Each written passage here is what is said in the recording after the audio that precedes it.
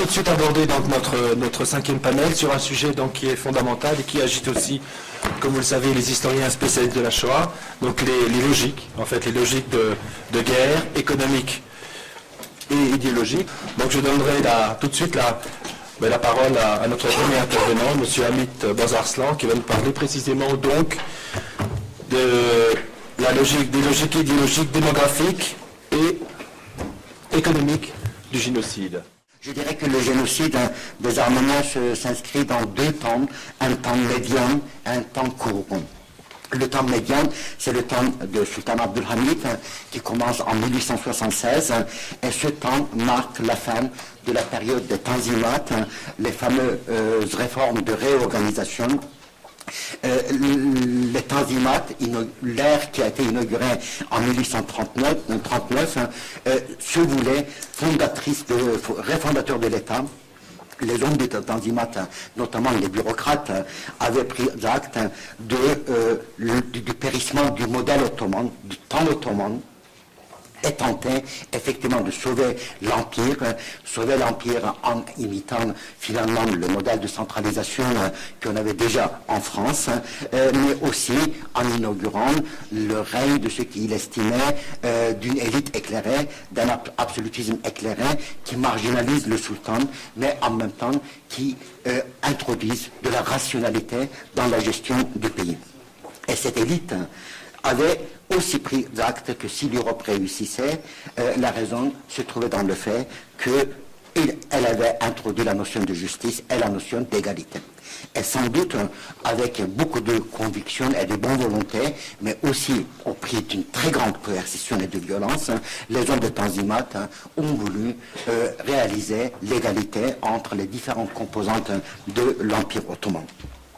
Le hamidianisme, donc de Sultan Abdulhamid, qui commence à partir de 77, se veut au contraire comme un temps de restauration. La guerre qui termine la période de Tanzimat, donc la guerre de 1877-78, a été dévastatrice, notamment dans les Balkans. Et le sultan Abdulhamid pense que l'occidentalisation est allée beaucoup trop loin, le palais a été totalement marginalisé, le déclin, la chute de l'empire qui devait être entravé ou enrayé par les Tanzimat continue et il instaure le palais au cœur du système politique. Le système hamidien est à la fois moderne et archaïque. Moderne car on sait que le sultan inaugure des chantiers successifs dans de très nombreux domaines, les chemins de fer, les écoles, l'ouverture sur l'Europe, une certaine modernisation de l'armée aussi, même si c'est limité, les finances. Et de l'autre côté, le système est parfaitement archaïque et pour reprendre une formule que Martin Malia avait utilisée pour la Russie, dans le fait, on implante l'ancien modèle, l'ancien régime européen dans ses pires formes dans le cadre des deux empires russes, mais aussi l'Empire ottoman. Et l'archaïsme de Sultan Abdulhamid apparaît dans le fait qu'il est le maître de deux États. Il y a un État officiel et un État hamidien. Un budget officiel, mais un budget hamidien. Et il mène une politique paternaliste. Et Abdulhamid développe, au nom de la restauration, une nouvelle raison d'État. Et on sait que chaque restauration, dans les faits, est une période nouvelle, une sorte de révolution, et la période de la naissance d'une nouvelle raison d'État. Abdulhamid, l'impression que j'ai à le lire, a fait son deuil symbolique des Balkans. Ce qui ne veut pas dire qu'il va quitter les Balkans.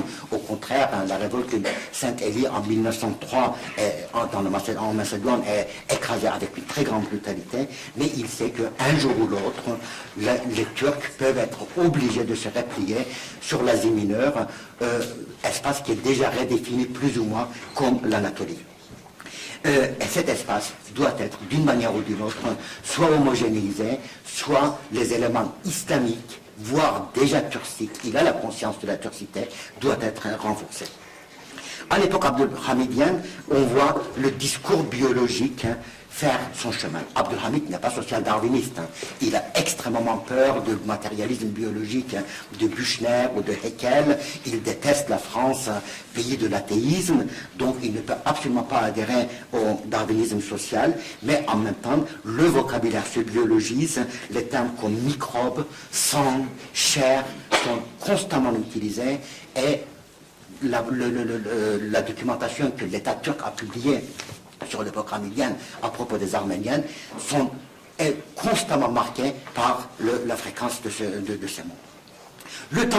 Le temps court commence à partir de 1908 et c'est le temps non pas d'Abdelhamid mais des enfants d'Abdelhamid.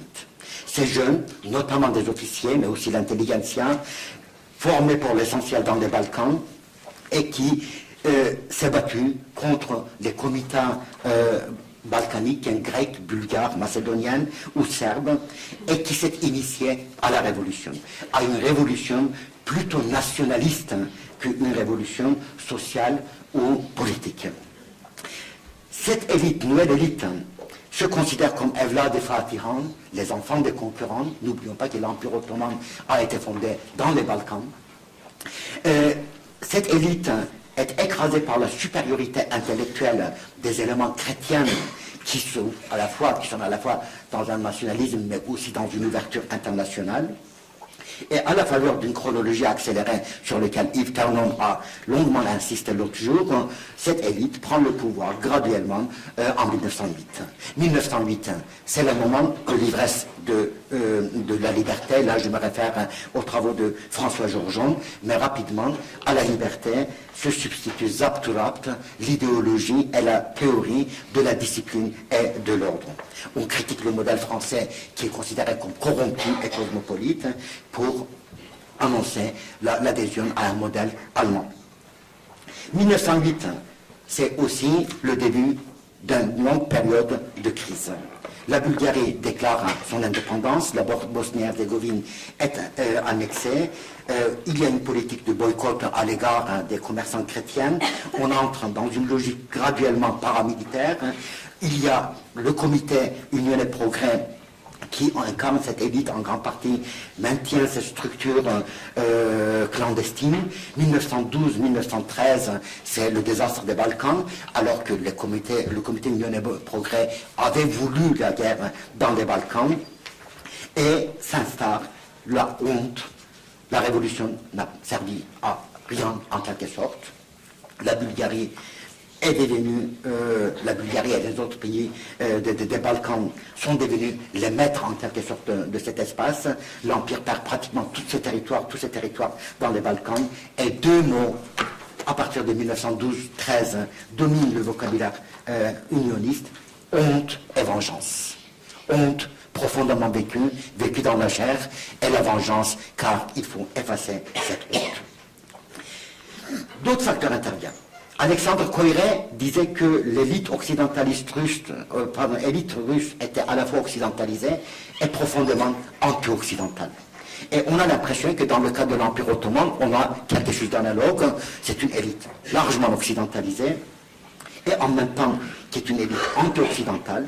C'est une élite athée ou mieux agnostique, et de l'autre côté, qui rejette l'islam comme religion arriérée, et de l'autre côté, c'est aussi cette élite qui érige l'islam en frontière ethnique, en séparant le nous et le non. L'islam perd de poids en tant que système de croyance, mais se renforce comme frontière ethnique. C'est une élite qui déteste l'Anatolie, puisqu'elle est pour l'essentiel issue des Balkans, et en même temps n'a d'autres terres à dominer que l'Anatolie.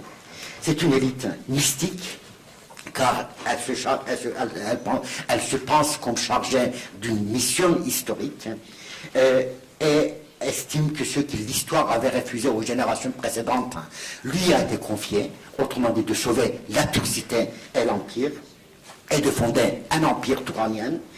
Et en même temps, c'est une élite profondément scientifiste, mais un scientifisme qui est social-darwiniste, autrement dit, considère la société comme un corps organique en guerre avec les autres corps. Et le vocabulaire entièrement est dominé par des termes comme la pollution, le microbe et la guerre pour la survie. Youssouf Akçura, l'un des théoriciens précurseurs du Comité Union et Progrès, ayant déjà largement répandu ce vocabulaire dès 1904.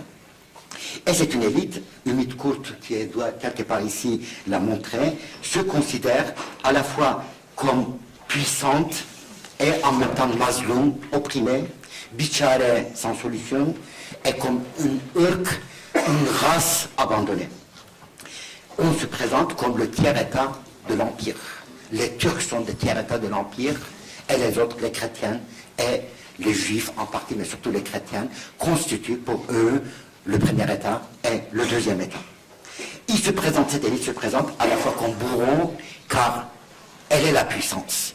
Elle a toute la puissance. Et de l'autre côté, comme victime, ne laissant plus rien aux victimes potentielles, notamment les Arméniennes. Et c'est vrai que le jour où les Arméniens seront exterminés, ils ne pourront plus se situer. Ils ne peuvent ni avoir le droit d'être bourrons, ni le droit d'être des victimes. C'est le vide ontologique absolu.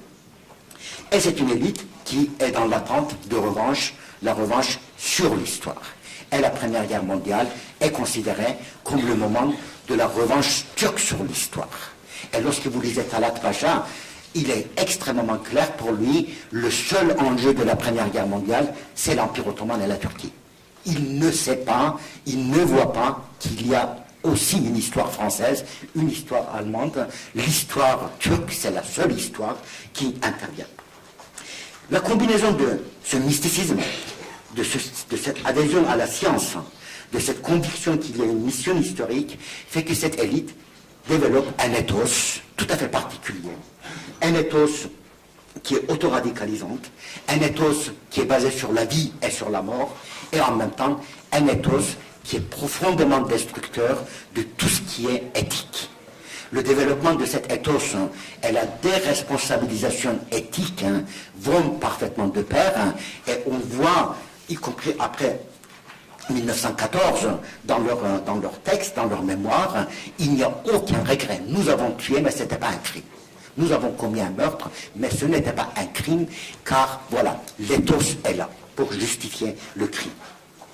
Cette élite se livre à pas mal de purges, détruit pratiquement totalement l'ancien appareil bureaucratique de Sultan Abdülhamid. On est impressionné de voir que des gens de 25-27 ans déboulonnent les grands généraux de 70 ans. Et en même temps, cette élite n'a pas d'autre raison d'État à radicaliser que la raison d'État de Sultan Abdülhamid, qui a déjà commis des massacres atroces entre 1894 et 1896. Et ce n'est pas du tout par hasard que Bahattin Shakir, le fameux ou l'infameux leader de Teşkilat Mahsus à l'organisation spéciale, disait qu'il n'y avait qu'un seul Übermensch surhomme dans l'histoire turque, c'était le sultan Abdülhamid.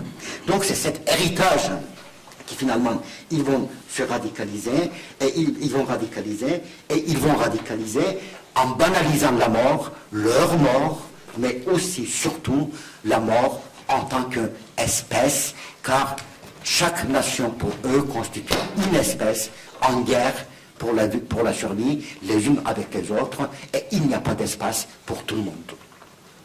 Et lorsque Dr Leschid, le bourreau de Diyarbakir, dit, c'était ou nous, eux ou nous, et j'ai décidé que ce sera nous, avant même qu'il y ait quoi que ce soit, et j'ai lancé effectivement les massacres, il le reconnaît très bien. Bien sûr, le génocide n'était pas une fatalité, tout comme la guerre elle-même n'avait pas été fatalité.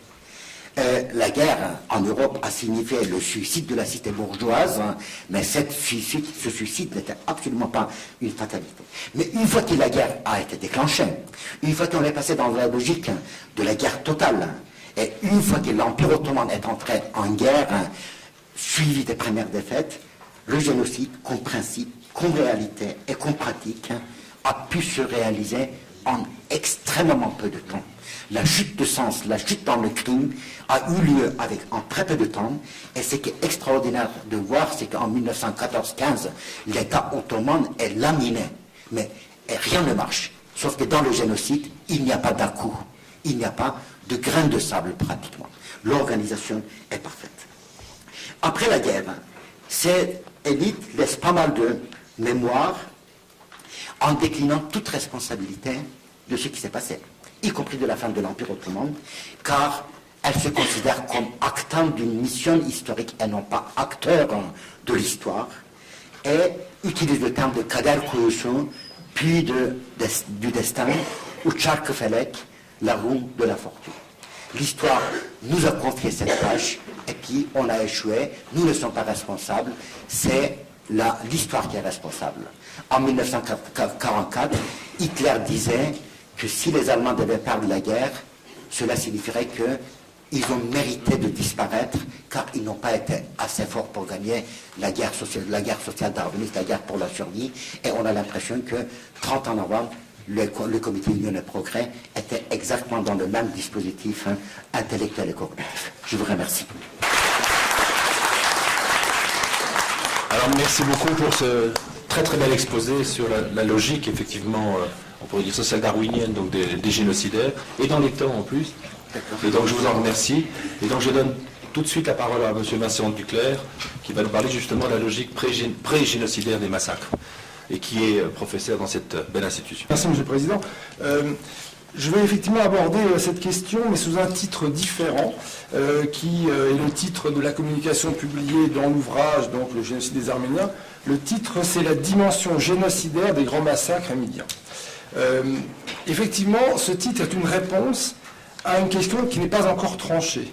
Sur ces grands massacres de 1894-96, dont Hamid Bozarsan a déjà parlé, auquel on peut associer le massacre d'Adana d'avril 1909. Et cette question, au fond, du caractère génocidaire ou non des grands massacres n'est pas tout à fait tranchée.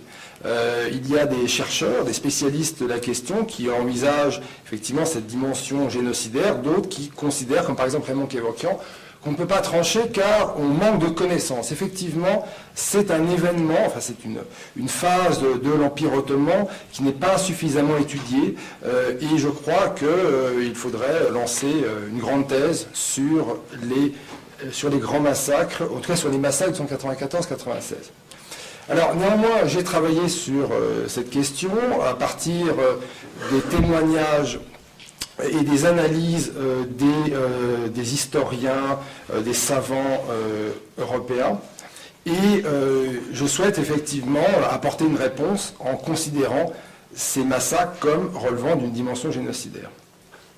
Alors, je pense que employer le terme pré-génocidaire là serait maladroit. Du reste, c'est pour ça qu'effectivement j'y renonce, dans la mesure où là on place d'emblée les grands massacres dans la logique du génocide de 1915. En revanche, on peut effectivement envisager cette dimension génocidaire des grands massacres à travers au moins deux éléments. Premier élément, il faut se souvenir que le terme de génocide est donc en fait, passer de génocide à dimension génocidaire, ça signifie bien qu'on n'est pas effectivement clairement dans un génocide, mais dans des événements qui relèvent donc de cette dimension. Premièrement, donc indique qu'il y a une possibilité d'utilisation en histoire du concept de génocide, et du reste, si on suit bien la manière dont Raphaël Menkin a donc conçu la notion de génocide, on se rend compte qu'il a d'abord travaillé comme historien, pour ensuite incriminer. Le deuxième, c'est pour ça par exemple que les historiens, lorsqu'ils parlent de génocide, vont employer souvent un terme donc plus historien, le terme de destruction, c'est le livre de Raoul Hilbert, et je peux renvoyer au travail donc cette année très convaincant de Michael Nichanian, Détruire les Arméniens. Deuxième point, il faut envisager les génocides aussi, bien sûr, du point de vue de la rapidité, de l'efficacité de l'extermination, c'est ce qui a été montré hier par Raymond Kevorkian, mais il faut aussi envisager les génocides dans un continuum génocidaire, un continuum de violence qui nous permet de mieux comprendre comment, effectivement, brutalement, un génocide intervient. D'où effectivement l'intérêt, je pense, des massacres de 1894-96 qui nous permettent d'installer ce continuum génocidaire et au fond d'envisager ces massacres donc du point de vue d'une dimension génocidaire. Alors pour cela, je vais m'appuyer sur les analyses des contemporains, soit des témoins, missionnaires, journalistes, diplomates, soit des historiens qui analysent en fait cette documentation et qui, pour certains, notamment Pierre Quillard et Victor Bérard, ont été en même temps des témoins de ces atrocités. Alors, ces sources sont relativement objectives, d'abord parce qu'on a affaire à des professionnels de l'enquête, y compris les diplomates. Il se trouve que l'ambassadeur de France, par exemple, c'est Paul Cambon qui est aussi, un spécialiste de sciences politiques. Il applique les règles de la recherche de la vérité, et il appartient aussi à un pays qui est plutôt favorable à l'Empire ottoman. Donc, c'est pas effectivement la situation de 1915, lorsque la France produit des documents sur le génocide. La France est aussi belligérante contre l'Empire ottoman.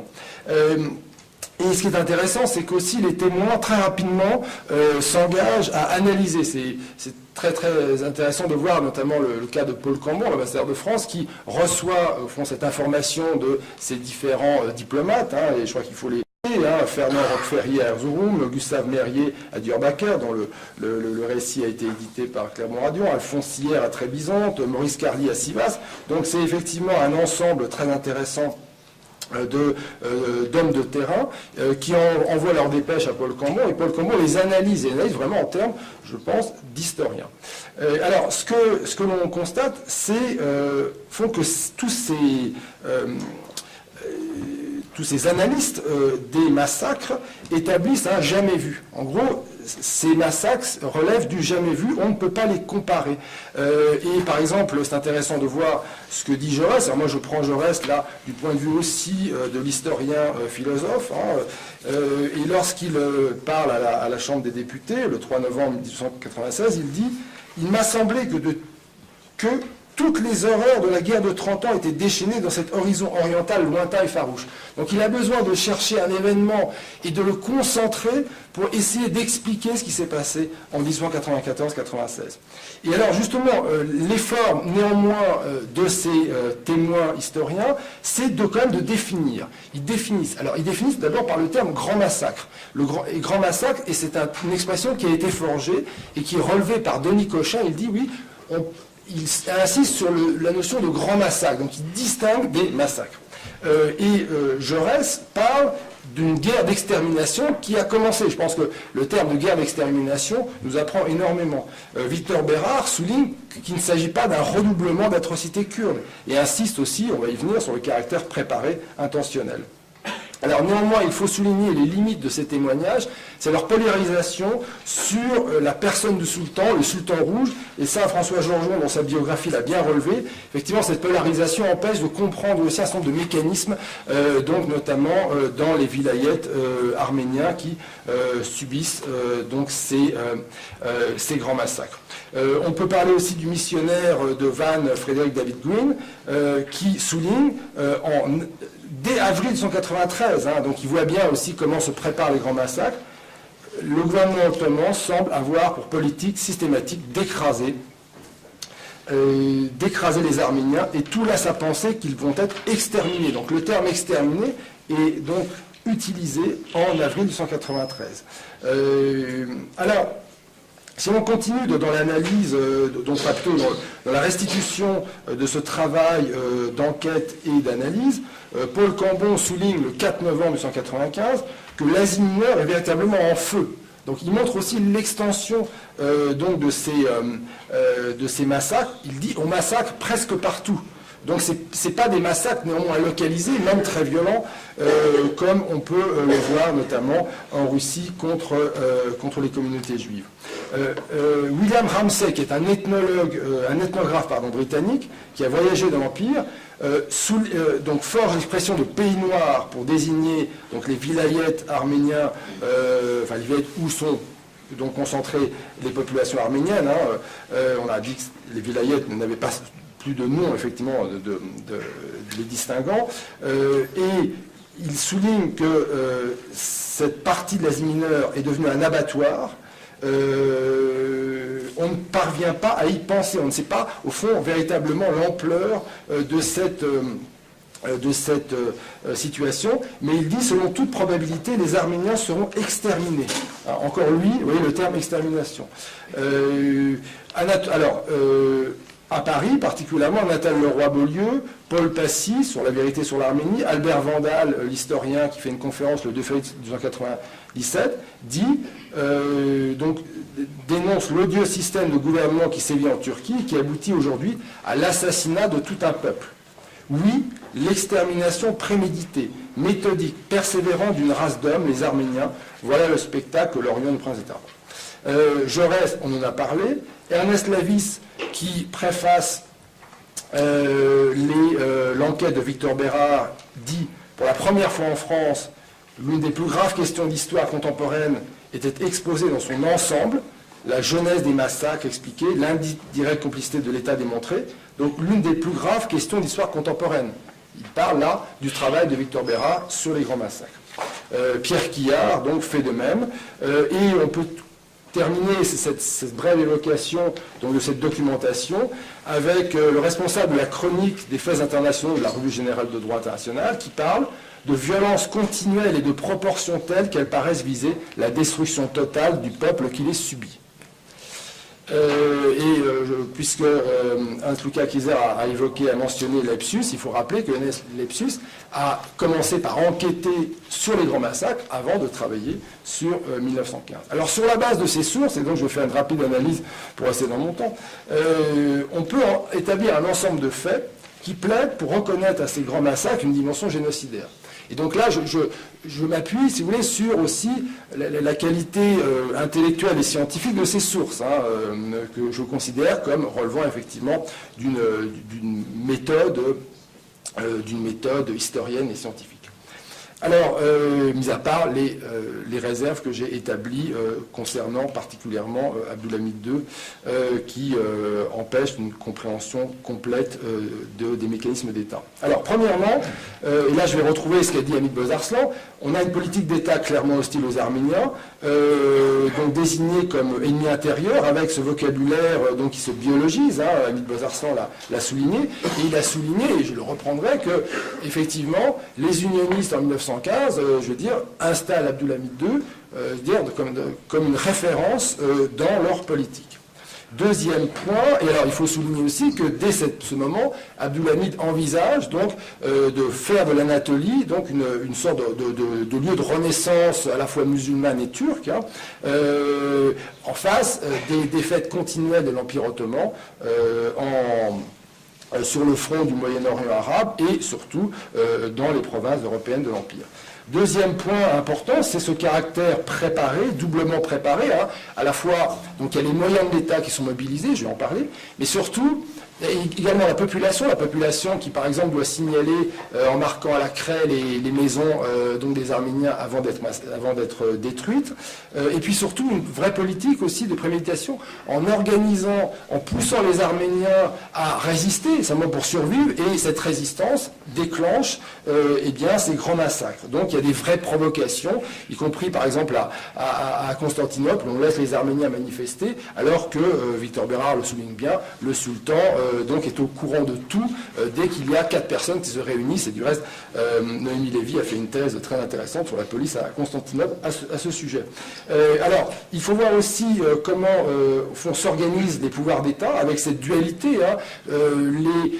L'administration personnelle du sultan, alors les fameux régiments hamidiers, 60 000 hommes créés en 1891, qui au fond reçoivent un permis de tuer les Arméniens. Mais il faudrait effectivement encore travailler bien davantage la naissance de ces régiments. Mais aussi, ce qui est intéressant, c'est que au-delà de ça, il y a une administration régulière, je dirais, avec des situations locales différentes. Il y a des valets, des gouverneurs qui refusent le désordre et qui empêchent donc le développement des grands massacres. Il y a l'emploi délibéré donc, de ces troupes personnelles, les amnidiers, dans les grands massacres, et en parallèle, l'armement à l'avance des populations civiles. Et là, Victor Bérard souligne bien la distribution des gourdins fabriqués spécialement dans les ateliers de la marine, et ça renvoie quand même, Stéphane, je veux dire, à l'équipement en machette. Donc vous savez que, alors justement, on va passer à quelque chose qui pour moi est essentiel dans cette dimension génocidaire, c'est les pratiques de mise à mort. Je veux dire, tuer quelqu'un à coups de gourdin, c'est aussi donc infliger des blessures terribles. Hein. Il y a une volonté de destruction des corps et des personnes. Là, on atteint des seuils d'inhumanité. Alors, je ne vais pas vous lire effectivement des descriptions, j'ai pas le temps, et elles sont particulièrement terrifiantes, mais il faut souligner la volonté dans ces grands massacres, je veux dire, de faire souffrir jusqu'à la mort, la mutilation à l'arme blanche est pratiquée de manière permanente. Il y a une obsession sexuelle au niveau, effectivement, notamment des femmes enceintes. Enfin, si vous voulez, je crois qu'il faut aller sur ces descriptions pour comprendre aussi cette humanité et aller vers une anthropologie de l'inhumanité qui permet de comprendre cette dimension génocidaire. Et cette anthropologie de l'inhumanité, elle peut aussi donc se nourrir de faits relevés par Paul Cambon ou par Victor Bérard, c'est-à-dire ces jeunes diplomates ou ces jeunes gens donc habillés à la française qui vont mettre à mort à coups de talons des Arméniens, soit dans la cour du ministère des Affaires étrangères, soit devant un embarcadère de bateaux. Donc c'est là effectivement comment tout d'un coup, je veux dire, cette grande humanité, cette civilisation bascule dans une extrême terreur. Et d'où effectivement ce que disait Hans-Lucas Kieser hier, le travail finalement des témoins qui visent à restaurer l'humanité de ces personnes que l'on rejette. Alors, pour terminer, je soulignerai d'abord le bilan démographique qui est quand même très élevé. Hein. Entre 200 000 et 300 000 Arméniens, moi je serais plus proche effectivement des 250 000. 50 000 enfants deviennent orphelins. 100 000 femmes et jeunes filles sont enlevées par les tribus kurdes. 100 000 sont condamnés, 5 000 Arméniens sont condamnés à se convertir. 500 000 Arméniens ont tout perdu et donc vont mourir aussi de famine, de maladies. Donc il y a une destruction des liens sociaux, identitaires, familiaux. Il y a même plus, il y a la destruction des horizons d'attente. Il y a une volonté finalement de faire disparaître, et l'expression de pays noirs, hein, je crois, et souligne bien que les vilayets arméniens sont devenus effectivement absolument infernales. Et ça, c'est peut-être pas suffisamment perçu parce qu'il y a aussi beaucoup d'Arméniens à Constantinople qui ne perçoivent pas en fait cette dimension des ténèbres infligées donc aux Arméniens. Voilà, donc il faut savoir aussi qu'on est là devant aussi une épreuve des relations internationales, puisque les grandes puissances n'interviennent pas ou très peu pour enjoindre le sultan d'arrêter, de mettre fin à ces grands massacres. Finalement, ils sont arrêtés, mais la persécution continue, persécution ordinaire, une terreur ordinaire, mais qui a au fond cette même volonté de faire disparaître l'humanité arménienne, et puis les grands massacres, le grand massacre d'Adana, qui est au fond assez proche de ce que l'on observe, hein, mobilisation des populations locales, intervention de l'armée, scène de guerre, violence permanente, et donc finalement Adana va faire le lien avec 1915. Je vous remercie. Merci beaucoup pour cet exposé qui montre bien que le génocide s'inscrit dans un continuum et que le grand massacre, c'est un peu l'idée d'un massacre sans nom encore, et cette idée de jamais vue qui nous montre bien effectivement cette logique des génocidaires.